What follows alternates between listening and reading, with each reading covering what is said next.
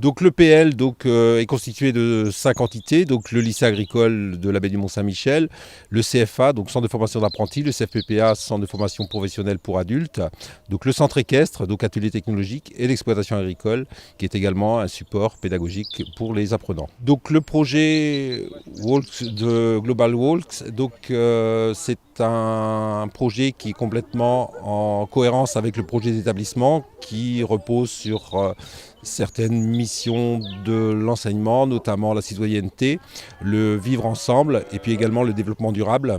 Donc le projet se déroule en partenariat avec l'Institut des droits de l'homme et de la paix, le Conseil régional de Normandie, l'Éducation nationale, la direction régionale de l'agriculture, l'alimentation et la forêt. Donc la thématique du projet tourne autour des droits de l'homme et du développement durable, notamment l'objectif 10 du développement durable, basé sur vivre ensemble et la notion de partage et le handicap.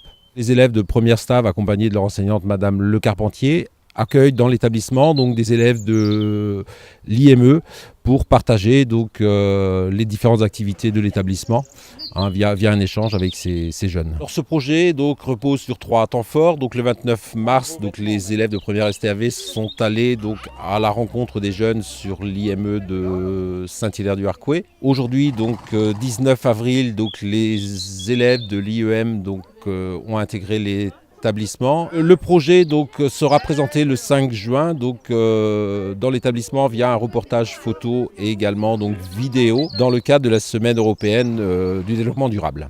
Le 7 juin, les élèves iront présenter leur projet sur Caen dans le cadre du Forum des droits de l'homme et de la paix. Ce matin, nous avons présenté aux jeunes handicapés notre travail à la ferme, ce qu'on peut faire en garde.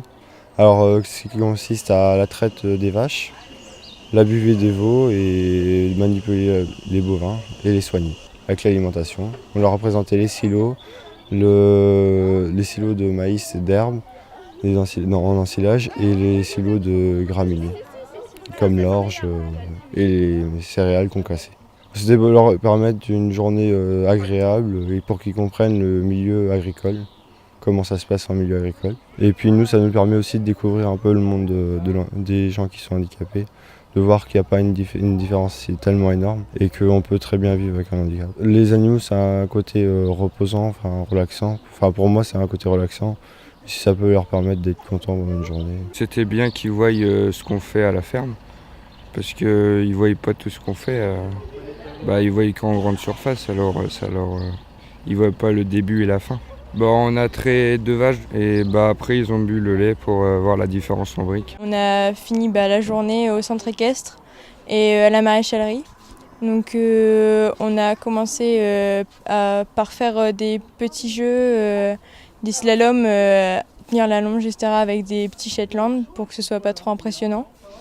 Après on a eu du pansage, donc ils ont tenu la brosse.